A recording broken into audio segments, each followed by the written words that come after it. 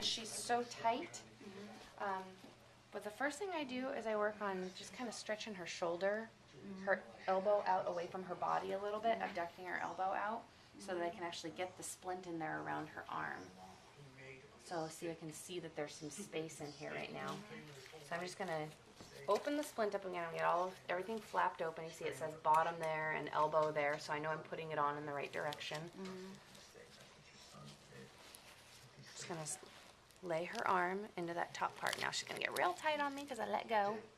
I'm just going to let her relax for a second. It's okay, we're going slow. Does it say something right here? Or No. not? Oh, okay. But that, what does it say, just bottom there? Just bottom Yeah, that's and bottom. elbow. You mark it already. So let's open your hand up just a little. Relax, bit. Mama. I'm just trying to get this strap around her bicep. There we go. You see it's labeled number 1 there. I'll take shin off. I'll put it as upper arm. So this is going to feed through the metal loop. Now you'll see it's kind of tight getting it through there, but what I do is I just flip that pad around a little bit and push it through. And I'm not going to make it super tight. I'm just going to the black lines so I can still see them because I don't want to pinch her at all. Okay? And then instead of trying to force her down to the splint, I'm actually going to bend the splint to her. I know. That's nice. So the splint comes up.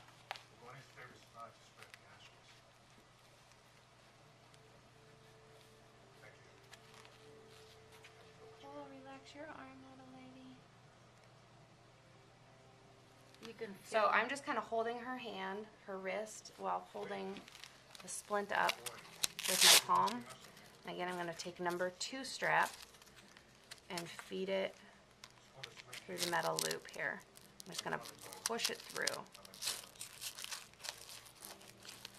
And I'm just going to cinch this down to the black lines. Are you going to yawn or squeal? Okay. Yeah, I'll squeal. Okay. I'm going to let you go. It's okay? Okay. The last thing I want to do, because she squeezes so tight in here, and there's this metal that's here is the same on the inside, I'm just going to bring her elbow out just really slowly and stick this in here where that metal is against her body so that there isn't metal against her body. Oh, It's there just you the go. Okay. towel. So between her chest and her arm. Yep. Okay. Just a thin towel to protect her. That's all. And then let her relax and stretch. And So I'm that gonna- one is on the arm, that one too. The wrist one? Uh-huh.